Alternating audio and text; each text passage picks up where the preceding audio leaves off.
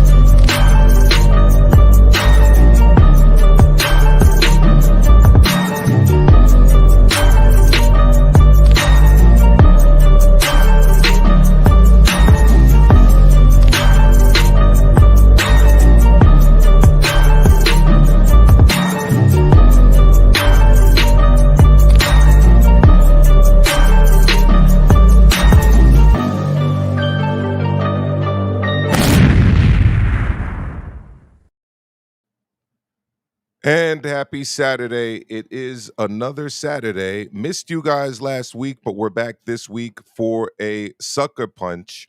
2 weekends in a row, Joe, that I'm going to be going to a fight live. This time here in my hometown, New York City, where I'll be heading down to the Garden later for George Kambosos Jr. versus Richardson Hitchins for Hitchens IBF 140-pound championship of the world. And I'll be honest, at first, Joe, I wasn't too excited, but things are getting a little bit more exciting as the fight approaches. What were your thoughts, Joe, when this fight was first signed? There was a little bit of debate about whether or not George should even be getting another title shot here in a new division, relatively new division for him. To boot. But what are your thoughts on that, Joe? Go for it. Haven't been overly impressed with George Kambosos, especially against top-level opposition. Outside of that win against Teofimo Lopez, once he gets to that next level, seems like he always comes up short. And even against Maxie Hughes, who's a very good fighter, but not creme de la creme, I wouldn't say. I thought he lost that fight as well, too. So Richardson Hitchins is flying really high right now. He had an incredibly impressive performance over Liam Paro. I thought that Liam Paro was going to win that fight. And I was very, very wrong in my prediction there. And I was impressed with Hitchens because he had his knock on him was that he wasn't always aggressive. He was a kind of reserves type, methodical type style of opponent where he liked to be risk averse. He'd fight from the outside, not really engage, but he actually held his feet in that fight, stood his ground when he needed to, and made a good account of himself all around in that fight, whether it be from the outside, boxing at a distance, or when he had to get in the trenches with Paro. He did very well, and I was impressed. He showed versatility in that fight, and I see no reason why that won't carry over to this fight against Kambosos. Kambosos, as I said, got to give him credit for that win over Teofimo Lopez. It doesn't matter, the excuses or the reasoning behind why he won. And Teofimo Lopez, they can say all they want, but it's in the history books. We saw it. We can't unsee what we saw. He lost the fight. Teofimo Lopez got knocked down by a guy, George Kambosos, who's not a huge puncher. So full credit for that. But after that, I don't think there's any standout performances from George Kambosos that I could really point to, So you can even go back to early in his career, he had a split decision win over Mickey Bay, who Mickey Bay was long in the tooth at that time, not in his prime. And he's struggling to beat guys like Mickey Bay. So there was a reason going into that Teofimo Lopez fight why he was an overwhelming underdog, and that based off of performances like that, So I haven't looked into this, Joe, but was he a bigger underdog going into that fight or this fight? You follow the odds a lot closer And than I I didn't do. even I didn't Um, even look into it, to be honest with you. I know he's a big underdog in this fight, and I would probably argue he was a bigger underdog in that fight. But I would have to go back and look. But I didn't even take a look at that, it's to be interesting honest. you mentioned his performances because he did have the big win, of course, over Teofimo Lopez. I was live there for that fight. It was a shock to many. Going into that fight, I didn't know much about the health issues that were later cited by Yeah, Teofimo and his father, in terms of his lungs and whatever illnesses he was dealing with. What was most alarming to me ahead of that first fight, Joe, was the behavior of Teofimos Lopez. yeah, Right, I put a yeah, lot of stuff out there on my YouTube. There was him storming the open workout. There were the outlandish things being said before the fight, and then there was literally in the moments leading up to the actual fight at the Garden, he was just acting crazy, leading the equivalent of a Guatemalan conga line of people into the ring dancing for the fans. It's like, man, your son is about to defend his world title. Anyways, we haven't seen that out of Richardson Hitchins this week. We yeah, have seen some other stuff, but before I get to that, Joe, I do want to mention the fact that since the Kambosos fight, the first one, uh, yeah. well, his most famous fight with Teofimo Lopez, he hasn't really put in the stellar performances. No, You could argue that he's been a fighter on decline. Um, and his biggest attribute to me, and you may have a different perspective, but was always his fitness, his toughness, his tenacity. And he ended up getting stopped by Lomachenko, who just recently retired. yeah. That doesn't, who, by the way, isn't known as the hardest punching guy, let alone at lightweight. It doesn't really lead to much confidence on my part. What are your thoughts Well, there, Joe? let's take a look at it. Right, he had one fight at 140 against Jack Wiley, and he won the fight. But even that fight, I think it was like an 8-4 type fight. So it was somewhat competitive, and probably more competitive than most people anticipated. So once again, you have one fight against a marginal opponent, with all due respect, and automatically you're thrust into another title shot. Hey, good for you, man. Make that money if you can. Obviously, if you're getting the opportunities, you're going to take them. But does he even really? I hate to be negative about the fight itself, but he is a name. He does draw, as Little Penny made a good point. He does draw in Australia. He's a big name in Australia. People get behind him. So, he does get these title shots because of his name. Uh, and he's popular, right? He's popular. He has fans. So obviously you're going to use that, and you're going to use that to market yourself. And you're going to use that to put yourself in position to get these big fights. But at the end of the day, at what point do people just say, you know what? He doesn't belong at this level. Even though he's a former champion, that's great. But he had his, I hate to say this, and I'm being very dismissive, it sounds, but he had his Buster Douglas moment. And we saw what happened to Buster Douglas after he had that moment against Tyson. What did he do after that? So where does George Kambosos go from here? He's been in some tough fights. He's got miles on the clock.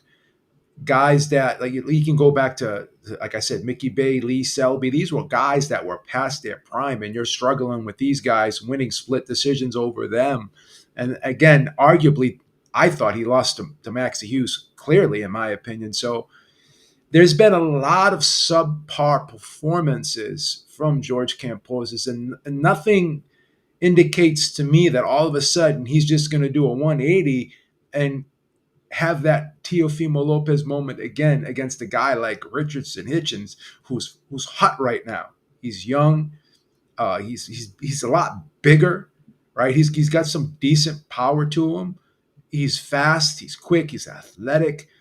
Uh, I don't see one department that George Kambosos has an advantage over him in. So I'm trying to look at ways and paths to victory for Kambosos, but I just can't see it. This I just can't see it. I think I think not to cut you off, Joe. I hate it when people say that because I did just cut you off. So apologies for cutting you No, off. that's fine. I was pretty much winding down the comment anyways. I sense that there is one area that I think that he does have the advantage, and that is in the gift of gab. I think that when people ask why is it that George Kambosos Jr.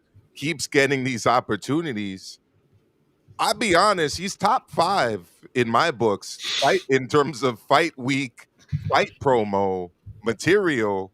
If you didn't need Yeah, any if you need some evidence of that, I'm gonna bring in some evidence right here. Look, yeah, we're not using any PBC or DAZN footage because those guys do violate. This is courtesy of course, my man Marcos Villegas' channel, Fight Hype, or sorry, Fight Hub. Sorry, guys, over there, uh, uh, Fight Hype and Fight Hub. Fight this This is from really Fight want to Hub. have a knock Here we right go. now. I'm not here to play around. I want a real knock right now.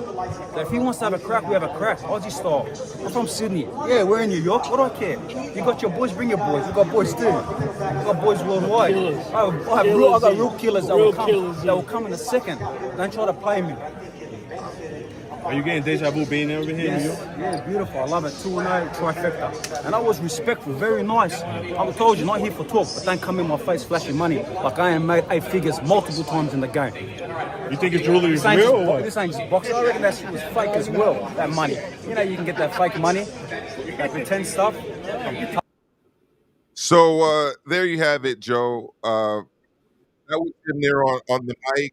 Uh, Obviously being instigated by the people that are feeding him material, but he's able to work with that material and give these. I don't, we'll be generous and call them reporters all the material they need in the world.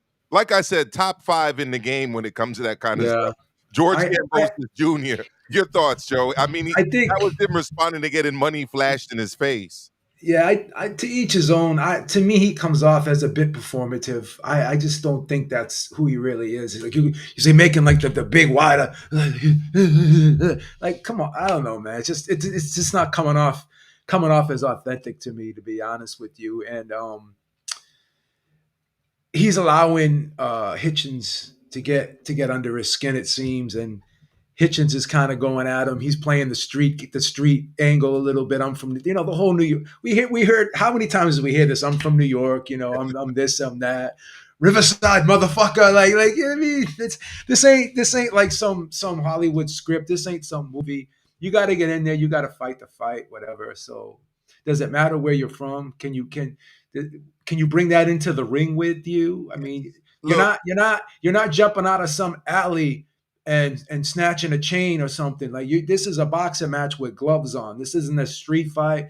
This isn't a stick up. This ain't you're not in the concrete jungle anymore, man. I So got there's nowhere you can hide, you I know. got a lot of love for my adopted hometown. It's a love hate relationship. There's things I love, there's things I don't love. One of the things I don't love is talking to this with my wife the other day. People just littering everywhere in the city. It's a trash pile, trash dump. There's garbage everywhere.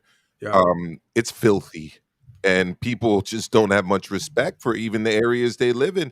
I stopped a young mother. I didn't even stop the young mother the other day.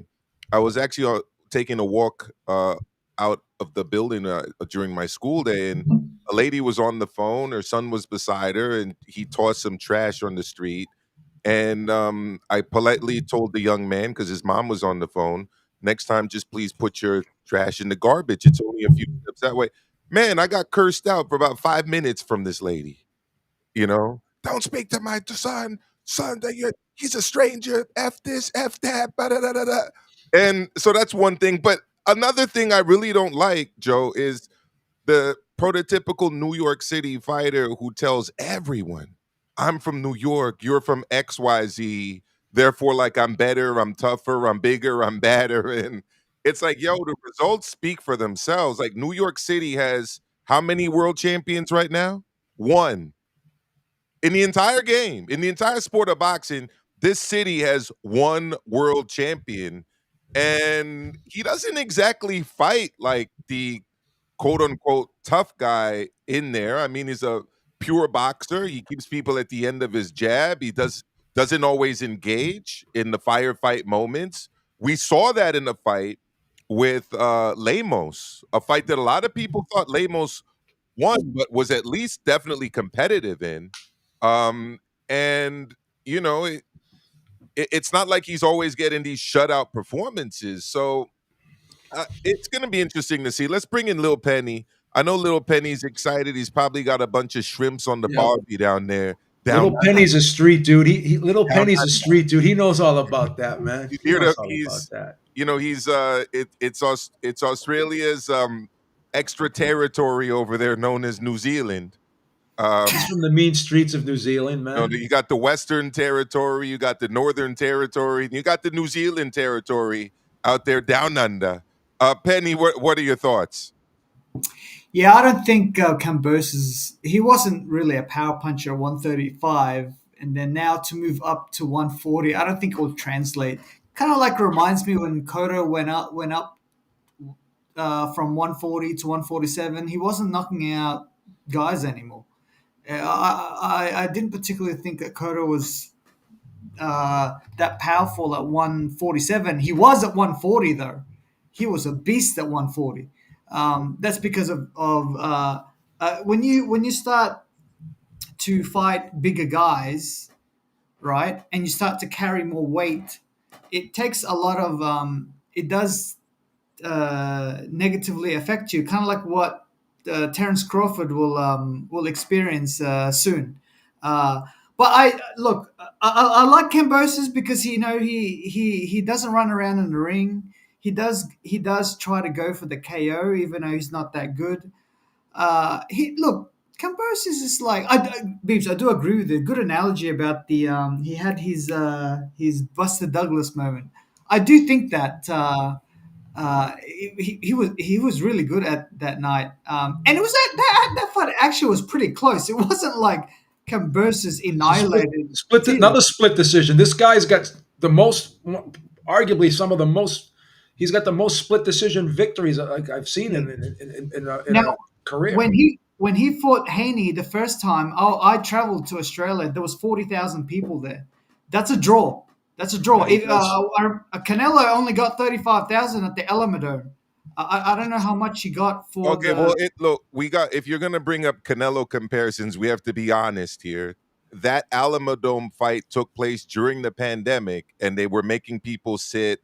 Some people refer to it as the plandemic with an L. We're not going to get into that here today, but easy. the fact is they instituted rules that had people sitting like six seats apart from one another, right? No, but what I'm saying is, Maestro, Kambosos I believe that was the case, anyways. Kambosos is not a draw like Canelo, but for him to get 40,000, that's huge. Impressive. That's impressive. I'm just saying it's not necessarily fair to talk about. But here's the thing: Canelo fight, because Canelo did do the Alamo Dome. Sorry, the Jerry's World. As Omar's bringing up, Canelo also did the stadium of Chivas over there in Guadalajara, Jalisco, Mexico. Mi Mexico lindo, his hometown. So he can sell out large venues. Joe, go for it. But when you look at Kambosos' skill level, his ability, and even his resume, yeah, to be able to draw like that, like Little Penny makes a great point. There's something about this guy that resonates with his fans, you know. And correct me if I'm wrong, Little Penny, because you're probably tapped into this more than I am and much deeper than I am. When you look at that region of the world, like where you're from, New Zealand, Australia, you know about that. What they do like is people who are kind of like blue collar, gritty, hardworking types. And do you think that's why the fans resonate with Kambosos? Because that's what he kind of embodies a little bit. Would you say that? Yeah, correct. We don't have fighters here that run around in the ring and like talk shit. Guys don't really like shit talkers. You like guys or someone who swims and doesn't get wet. No, we swim here and get wet, right? Look at he's representing over there.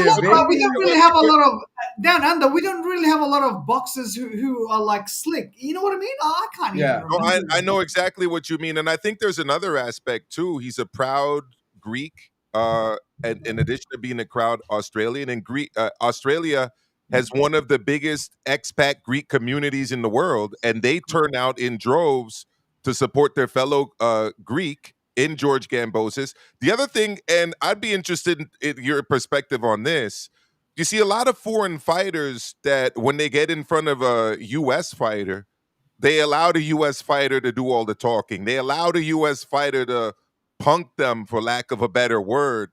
George Kambosos ain't that type of European, well, he is European, but and Australian, but he's not that kind of foreign fighter. We also saw that a bit with Miguel Kessler, if you guys remember, when he was facing Andre Ward.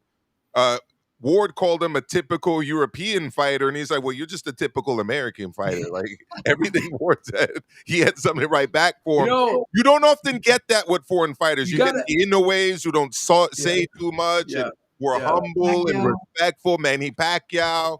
I mean, he's being accused of taking PEDs, and he's there like very humble and respectful. You don't get that with George Kambosos Jr. Go for it, guys.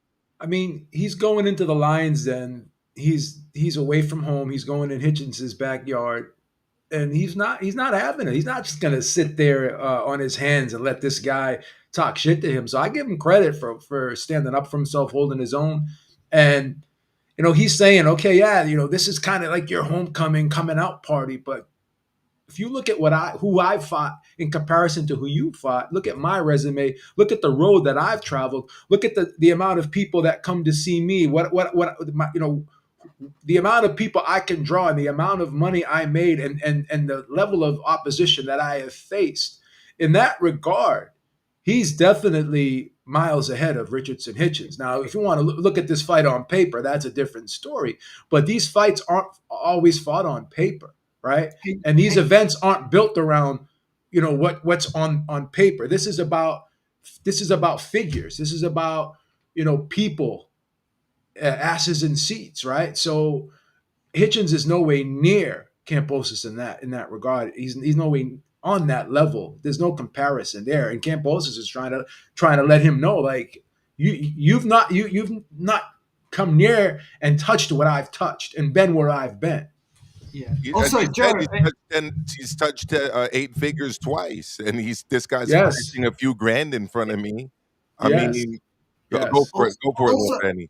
Also, when Kambosos lost to Haney the first time, the rematch, right, was at a smaller venue. It was at Rod Laver Arena that houses about 16,000 for a boxing event. He sold that out too. The Australian tennis great, the Grand Slam tennis venue, Rod Laver Arena. Listen, he sold that out too, right? Also, with George, I was just thinking, out of all of the New Zealand or Australian fighters, George probably has the best win in America against Tio. I can't think of, maybe Jeff Fennick. He should have won that fight against Azuma Nelson. Azuma Nelson, yeah, that was on the Mike Tyson undercard, I think. But he lost that fight.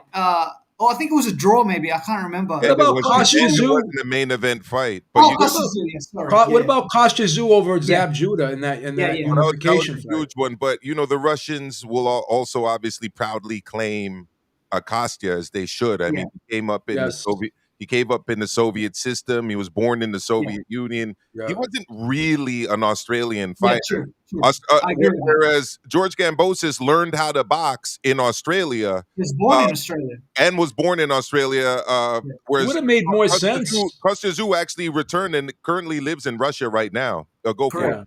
Wouldn't it have made more sense to do this fight in Australia if you wanted to get it in front of the most people possible? I mean, you know better than me, Maestro. You live in the area. Is this fight even a sellout?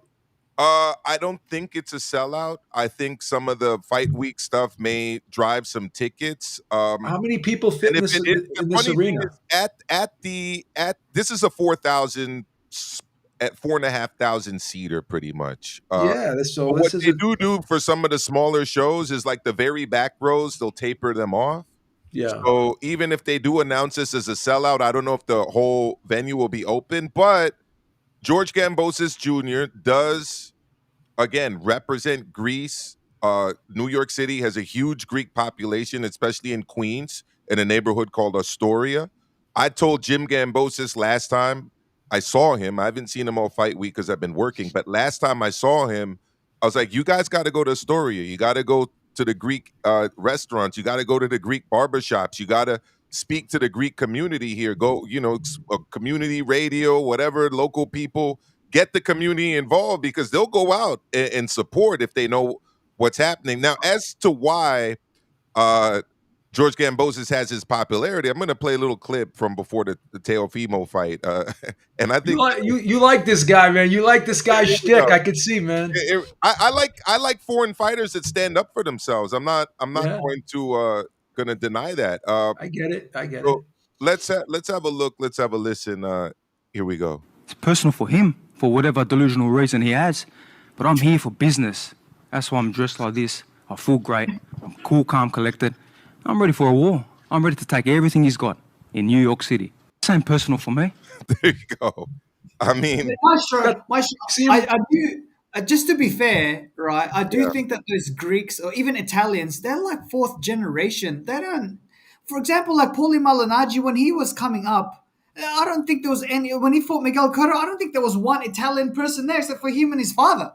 I don't And know. I he was wasn't at that fight, Lil Penny, to be able to. Oh, you can just watch on YouTube, dude. There was Yeah. no one there. I mean, it was a classic fight, but to really know what was going on in the audience, you pretty much have to be there. Like watching on TV, for instance, if you look at Taylor versus Serrano, I don't think you'd get a really solid representation of the Irish community and the Puerto Rican community and the loudness at the Garden without having been there live. Because I've been to a ton of fights at the Garden. And I was super impressed by what I saw for that particular fight with those two communities. Maestro, I went to the Mayweather Canelo fight. Yeah, There were no fans for Mayweather there. They were all Mexicans, right? Yeah. In the stadium, at the weigh-in, even in Las Vegas. Now, I watched it also on TV. It sounded exactly the same. Mm.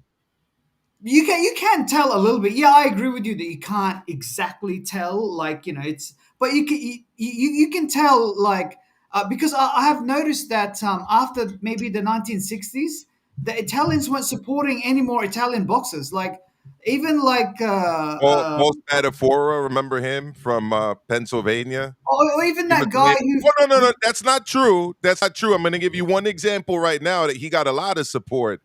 An Italian from Montreal, Quebec, a city I really like and used to live in for a few years, actually, and will be returning to on my way to Quebec later this month to see Christian and Billy. Of course, I'm talking about the great Arturo Thunder Gotti. He had a lot of support from the Italian community. Joe Calzaghe too. Joe Calzaghe's Italian. Yes, I know you're gonna be able to back that one up, Joe. He's Go more for it. Welsh, man. I do know what you mean, but if you look at like say when Rocky Marciano and Rocky Garciano were fighting and all these guys, yeah, the Italian community did really support him. But then as generations go, Yeah, but because you're these talking guys, about a heavyweight. no, I'm talking about fans because even like Greeks now. Like, did you know that who's Brad Pitt's ex-wife? What's his name? That famous blonde chick. What's her name? Brad Pitt's ex-wife. Angelina John Voight's Jolie. daughter. John Yeah, Voight's no, daughter, Angelina Jolie. No, Jennifer Aniston. Oh, Jennifer Jennifer Aniston is Aniston. Greek, right? Her last name is Angelina. Jennifer Anistonopoulos or Yeah, whatever. it's a stage Pete name. Man. Sampras is also Greek. Yeah. Those two I have never heard any of those two say that they're Greek. Not even Pete Sampras. Nope. Oh, that's, Nope. I mean, everybody know. I mean, at least I knew Pete Sampras was of Greek origin. But yeah, you might be right about that. I don't know why.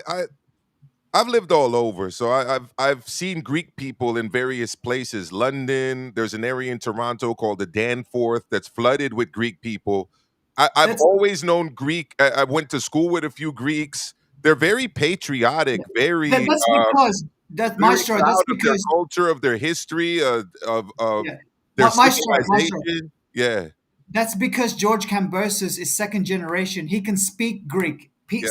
Sampras and Jennifer Aniston, they can't speak Greek. You know what I mean? Because they're like fourth generation. After about 4 generations, that you now are now they probably think of themselves as American rather than rather than Greek. I understand that. I understand that. So let's talk the X's and O's of this fight. On the one hand, we have Richardson Hitchins, who I think we would all agree is a boxer, pure boxer, likes to fight behind the jab. Some might, call his style a bit negative at times. Others might call it highly effective. You also have George Kambosos Jr., who I think a lot of people would struggle to classify. I actually think he tries to fight as a boxer puncher, but he doesn't really have the power necessary to be really effective as a boxer puncher because he's not really a a, a a a a pressure fighter. Like there are moments at times where he will try to turn up the pressure, but if you look at his style, he does try to implement kind of a herky jerkiness there. He does try to use jabs. He does try to use feints. You know, he does kind of fight in that kind of a boxer puncher mode. I don't really know how effective he's going to be fighting like that against a guy who's naturally bigger and I don't know if he's naturally stronger, but he's definitely naturally bigger and I would say has the superior jab. Joe, what are your thoughts there going into this fight? Problem with Kambosos is he's more or less like a mid-range guy. He's not great on the inside, and he can definitely be out jabbed by quicker, longer, more athletic guys like Hitchens. We saw like Hitchens can do a lot of the same things that Devin Haney was able to do Yeah. against Kambosos, right? And you can even argue that maybe Hitchens is probably a tad quicker than Devin Haney, but that's arguable, obviously. But if like you said, Kambosos is a guy who does throw punches and bunches, but he's sporadic. Yeah. He is very sporadic. He tries to be a counter puncher, but if he cannot time the quicker guy, and the quicker guy's getting off first, and he's not able to deal with that, then he's in trouble. He's in trouble. So he can try to step it up here, but will he be able to get past the jab? That's number one. And number two, if he tries to lay back and be somewhat of a counterpuncher, will he get picked apart? So I guess his only chance here is to make this kind of a sloppy fight, try to make it ugly, try to make it physical. Try to grapple in there and work with the free hand. Be pesky in there, try to offset the rhythm, but it's a tall task. It's a tall task. Let me ask you this as a quick follow-up, Joe. Anything that you can take away if you're Kambosos from that Lemos fight? Because the interesting thing about the Lemos fight is that he had such a great performance against Hitchens and then got totally and utterly obliterated in his subsequent fight by Keyshawn Davis, who I'll talk about later because I was at that fight in Norfolk last week, and I haven't spoken about it yet publicly. I've been waiting to speak about it on our Saturday shows. Any takeaways from that? From that Lemos fight? Because I think there were. I think that there were some takeaways there, Joe. Go for it. Absolutely, because styles make fights. Lemos likes to mix it up on the inside. He's a tough, gritty guy, right? He's an aggressive guy. But the thing about Keyshawn Davis is he can bang it up. He can bang it out up close, man. He's a really good inside fighter. He's an outstanding body puncher. So if you get close to him and he's able to squeeze off some of them body shots on the inside, because he's really good at shortening up those shots and being able to sneak them through up and under and through the guard and underneath those elbows. He knows how to place those shots perfectly, Keyshawn Davis. Whereas Hitchens, that's not his game. That's not his game. And when you look at Lemos, he fights nothing like George Kambosos. George Kambosos is not that guy that wants to get deep in the trenches and fight the fight deep inside the pocket. He likes to have a little bit of space. Like I said, he's that mid-range guy who's going to be like, bah, bah, bah, bah, bah, bah. You know what I mean? Throw that sneaky right hand, and he may take that half step back and try to get you to follow him out and then see if he can land a counter shot. But it's just totally different styles. Totally different styles. Like if you were to throw Richardson Hitchins in there with Keyshawn Davis, that would be a chess match up until Keyshawn Davis decided he didn't want it to be a chess match anymore, and that's when the fight would start getting No, because one guy likes to work on the inside and the other guy doesn't like yes, to work on yes. the inside. But Keyshawn likes to get nasty in there on the inside. yes. But here's the thing now. Hitchens doesn't necessarily. Here's the thing now. Yeah, go for it. Hitchens is not going to have to worry about that either, because even if you looked in the Devin Haney fight, when Kambosos tried to get a little physical and push him around and kind of knock him off rhythm a little bit, Haney was grabbing. Like Haney, you could say what you want about Haney, but he's a pretty physically strong guy when he wraps his arms around you. Like people complain about the grab, about the holding and all this and that, but he can freeze the action with that when he wants to. People have a hard time fighting their way out of those clinches from Haney. Like Haney is kind of crafty with that, and he's strong with that, and he knows how and when to use it, right? But Kambosos isn't going to bring those challenges that Lemos did on the inside, in my opinion. So that's why there's going to be some opportunities for Hitchens to really shine in this fight. Go ahead, Little Penny. Yeah, Joe. Just to Devin Haney's got a lot of crap lately, but you are right. In his first fight, I was there. He did clinch a lot, but to be fair to him, in the second fight, he did not clinch. No, he didn't. He went for the KO, but obviously because of his lack of power, he didn't do it. But it was an exciting fight. The second one. Second fight was much better. Much better. Yeah. I should actually went to the rematch because anyways, but Joe, when you were saying about if someone is bigger than you and faster than you, I think the last time I saw that where it was that clinical was Mayweather Marquez, and I was thinking, hold it, this Mayweather is taller than him, he's bigger than him, he's way quicker than him, he's a better counter puncher than him. So where's Marquez gonna win? And Marquez didn't win a round. I thought maybe he won the first round, maybe. And real quick, Joe, hold that thought before I go to you. Everyone, if you're watching live, hit the like button. If you're new to the channel, hit the subscribe button. If you're watching on X, hit that heart, hit that retweet button, and come over live to YouTube because the X portion of the broadcast is now coming to its conclusion. Joe, make that point, please. And another thing about Mayweather, because since you bring him up, is Mayweather was a very good fighter on the inside too. He knew how to shorten shots up. He was a good body puncher as well. If you go back and you watch that Zab Judah fight, when Zab Judah was doing pretty well when there was space between them, Mayweather made that adjustment. He said, you know what? I'm gonna get in this guy's chest. I'm gonna start going to the body, and you could see the body shots were slowing down Zab Judah in that fight. And that's where the fight turned in the second half. And, Mayweather doesn't get enough credit for his inside fighting, his versatility. And another guy who was deceptively physically strong, even though being the smaller guy, he could hold his own in the strength department. Like he could get physical in there. He knew how to push guys and rough guys up himself.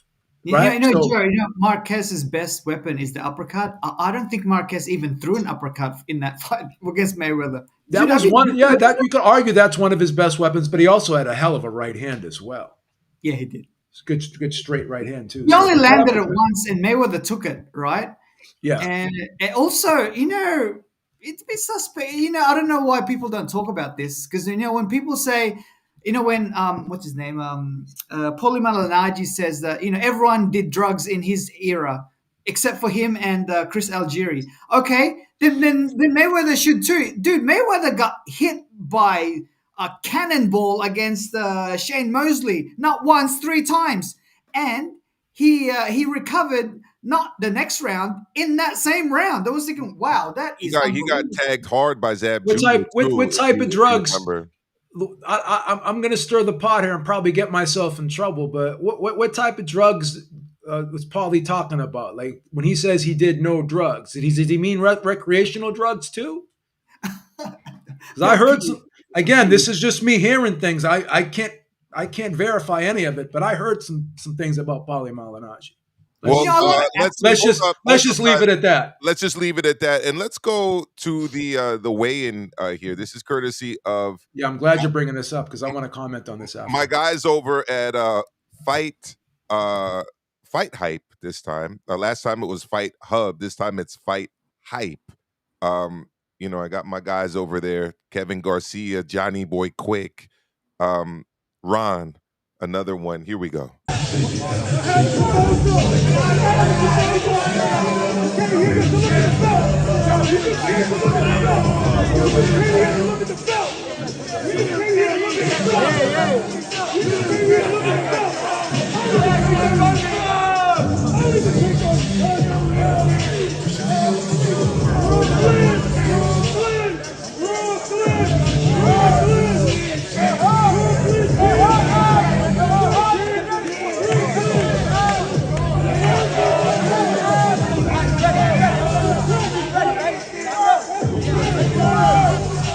So it's a lot of jaw jacking, and again, to the point I was making earlier, um, the man from down under wasn't backing down. I mean, he was there with him the whole time. It's How did you think?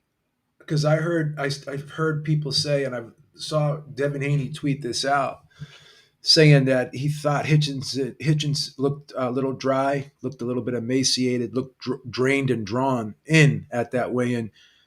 What do you think about how Hitchens looked physically at that weigh-in? I agree with everything you just said, Joe. Yeah, he looked a little bit. He looked very dry. He looked Very dry. Yeah, he looked. This is the benefit of there. Obviously, everything has its benefits and its disadvantages, but this is one of the benefits of moving up in weight later in your career. Obviously, not doing it too late, but you look at somebody like Boots Ennis who's moving up. You look at other guys moving up. There is an advantage to not having to kill yourself to make weight anymore. And Richardson Hitchins does look like a guy who is, as they say over in the UK, a little tight at the weight. Your thoughts, Joe? Go for it. Yeah, I think he looked dry. His face looked a little bit drawn in, and we'll see how that plays out into the fight. But sometimes too, when you see that, and then you say to yourself, "Wow, how much weight is this guy going to put on?" Yeah. In the hours leading up to the fight. What will he be like? 165 pounds or 160? Maybe 160? 160-ish? Usually we get up 140 to pounders. 155 to 160. Yeah, well, usually 140 pounders don't go up that much. Maybe 142. Some of them do. Some of them do. Brandon Rios, yes. Joe, the issue here, generally, I would agree with you 100% on that. The issue here, though, is, and it's going to come into play today, the IBF has that rehydration clause. Oh, yes. And this is for the IBF title. And if you remember, this is one of the hesitations that people were citing as to why Hitchens wasn't as eager to fight for the IBF title. But the other one, of course, being Subriel Matias. A lot of people were saying that he didn't want anything to do with Subriel Matias when he was the champ at 140. But yeah, the IBF does have that rehydration clause. They changed it though from 10 to 12. I heard it's not 10 pounds anymore. It's 12. I think they make it. It's a percentage based on the weight now, which makes a lot more sense than a random just across the board 10%. 10-pound rehydration clause, which never made sense to me. Lil Penny, I saw you wanted to jump in there. And then I want to talk about the landscape at 140 and what's going on. Go for it, Lil Penny. No, you go. Yeah, so 140 is interesting division. Devin Haney released his title, after that Ryan Garcia performance. Ryan Garcia has not returned to that division since since being unable to make the weight before the Devin Haney fight. He then lost to Rowley, who moved up out of the division, as has Devin Haney. So now you have a few title holders in the division. Two of them claim New York City, Hitchens and Teofimo Lopez. There's a little bit of issue with that. We can play some of the Bill Haney stuff in a moment of this week, really trolling Teofimo Lopez for essentially not being a fighter from Brooklyn. But you also have other guys in the division as well, like Alberto Puello, like Gary Antoine Russell on the other side of the street, air quotes for those who aren't watching on video and who are listening to us. Where do you rank these guys in the division right now, Joe? You got Teofimo, you got Hitchens, you've got Gary Antoine Russell, and you've got Alberto Puello. Different styles here. We got southpaws, we got orthodox, we've got pressure fighters, we've got pure boxers. We've kind of got a mixed bag of everything right now. What we don't have is a star in the division. But how would you rank these guys, Joe? Go for it. You know, I would put Tio at the top, Mm-hmm. and then you could flip a coin underneath Tio. Like all these guys, I would think would be 50-50 against each other, right? It's hard to say. It's hard to say who's number 2, 3, and 4 underneath Tio. If I'm being I thought honest. Theo was going up to fight Boots until he called Turkey Al Sheikh something. No, Well, then it, apparently he turned down $11 million for the fight against Boots, and then Boots moved up. Yeah. yeah, I don't. Again, I'm hearing so many different interpretations of. And what's then he's going on with Tio. and then he's wearing a PBC cap in videos. So I don't know, maybe it's And his my, next fight, Gary Antoine Russell or Alberto Puello. I have no idea. Here's my thing though. I'm not that impressed by Teofimo at 140. We haven't seen the dynamic guy that can knock you out that we saw at 135, where he had a significant size advantage against a lot of his opponents. The punching power hasn't really carried up to 140. We had a tailor-made guy in there that was supposedly on paper, anyways, a forward, a come forward pressure fighter who hadn't fought really at the high level, and Steve Claggett. Didn't get the job done against him. Didn't get the job done against Sandor Martin, as far as I'm concerned. Didn't get the job done against the technician Jermaine Ortiz, one of Massachusetts' finest. You know, Joe has a lot of insights on the Massachusetts fighters. I Like thought Jermaine Ortiz beat Tio actually. so did I. That's how And he won the fight. with all due respect, I know he's getting a lot of praise for the Barbosa win, but how much of that was just the underwhelming performances on the rest of the card? I Well, mean, here's I the- didn't really here's the think it was thing. that great of a win, to be honest for you, Let- the way he fought. But Joe, you take it from there. Go for it. Let's take a look at the ring ratings, right? Because those are the ones that are universally accepted and respected, right? So let's look at Richardson Hitchins.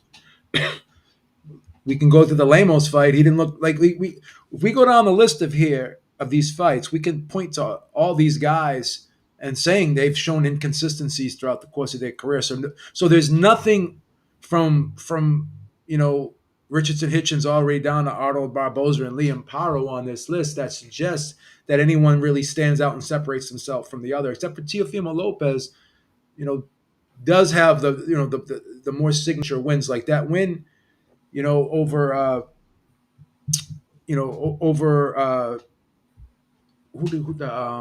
Jack, Catterall. not Jack Catterall, but the Irish guy that not the Irish guy, but the Scottish guy. What's the Scottish guy's name?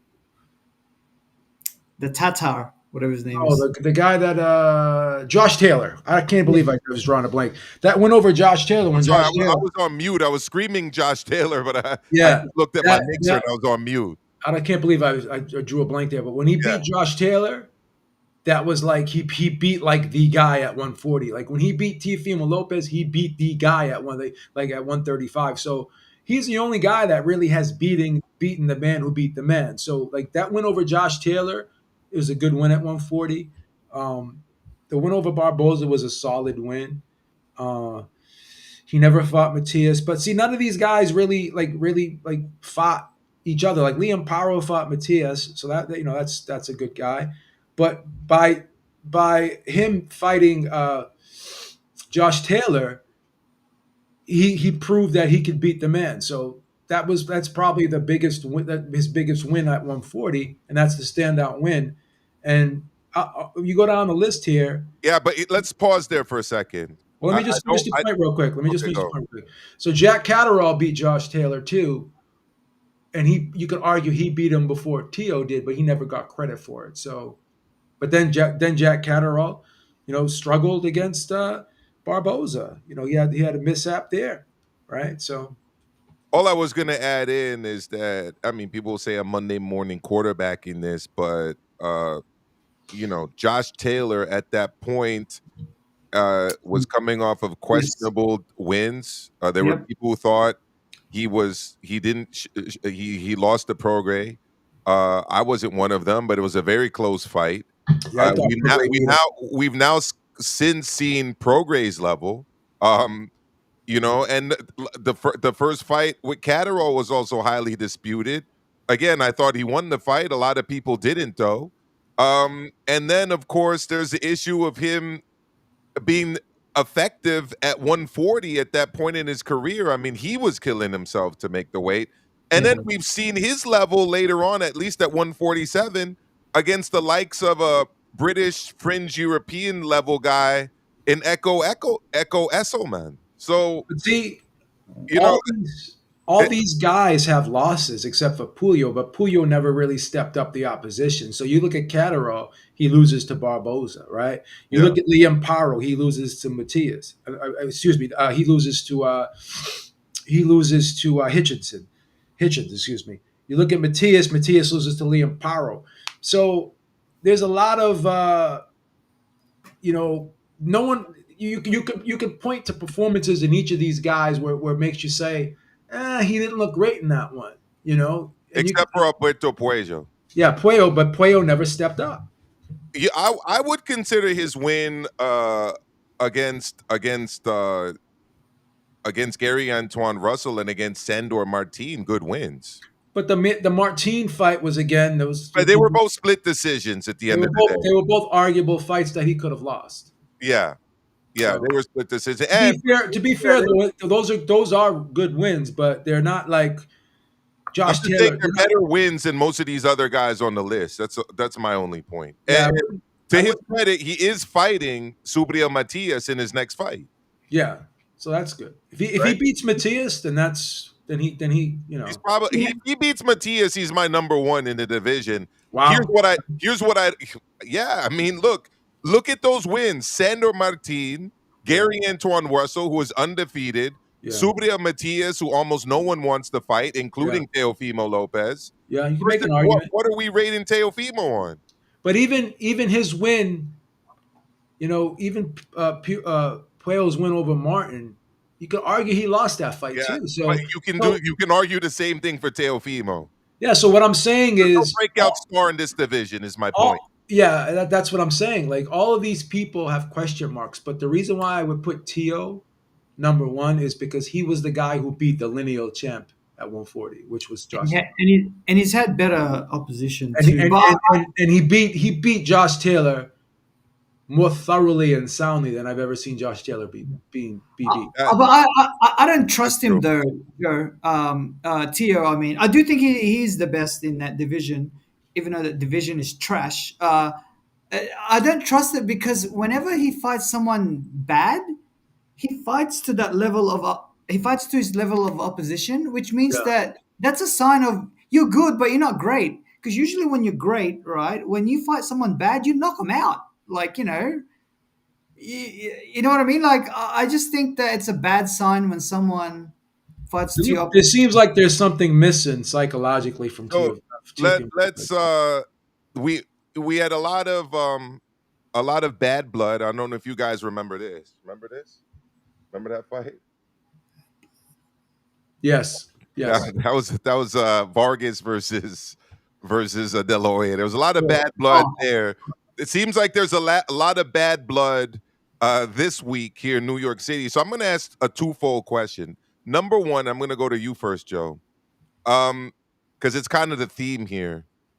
Will the action in the ring lead up to all of the action outside of the ring? Number one. And number two, what is your prediction for this fight? Go for it, Joe.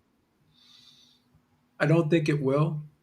And I think Hitchens will win a very wide 10-2, 9-3. type decision in this fight because he's not a huge puncher. Will there be boos in the audience tonight through much of this Yes, main I think event? this will be a very uneventful fight. I And I agree with that. That's kind of why I led you with I that. hope I'm wrong. If we were in a court of law, the judge would sorry, not the judge, the other lawyer would have said, "Objection, Your Honor, you're leading the witness." But yeah, I think we're going to be hearing a lot of boos tonight in I the hope not. audience. Lil Penny, go for it. I hope Yeah, not too. I hope not too. I do think Hitchens will just outbox Kambosos. Kambosos is too small for that weight class. He doesn't even have the power at that weight class either. I oh geez, I hope we don't get any boos. I don't think there'll be enough fans there anyway to hear boos. But just speaking. Sorry to be nostalgic. You know that Bad Blood fight? De Yeah, La Hoya was out for like a year and a half, right? bad blood. In that fight, came back and beat someone who was on steroids.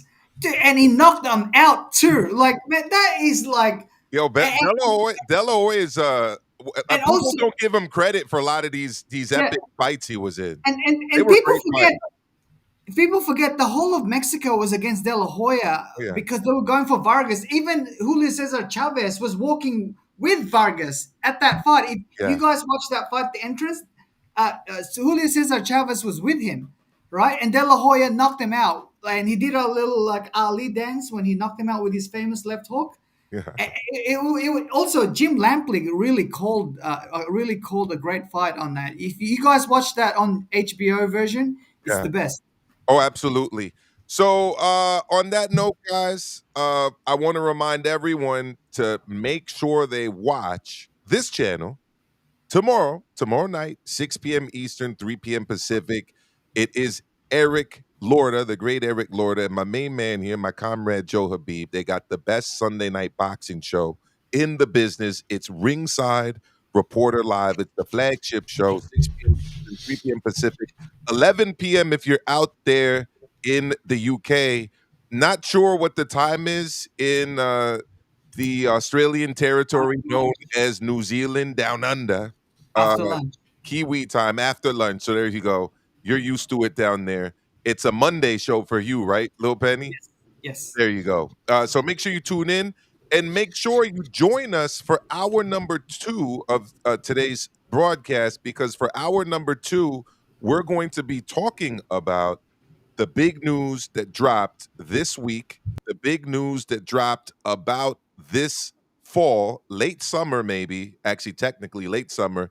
Canelo Alverez, undisputed 160-pound title defense against Terence Bud Crawford, former two-time undisputed champion at 140 and at 147, also a four-weight world champion, 135, 140, 147, and 154. He's moving up after just one fight at 154 to 168, another 2 divisions to take on Canelo for all of the belts.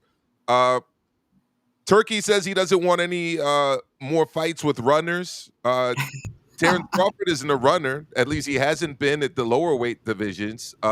We'll see what kind of strategy he implements against Canelo. We're going to talk all about it because guess what? I was wrong. Joe was right. They didn't fire Boston's own Dana White. Or maybe he got fired and rehired. I'm not. Save it for the second hour. Let's just carry it over. You're killing the content. You gotta save it for the second hour. We're gonna carry it over. Carry it over. Come join us. Link is in the chat. We'll see you over there for hour number 2. We will talk about it over there. Thank you, Joe, for stopping me. We'll get started over there in a moment. Switch on over, guys. Hour number 2. We'll see you there.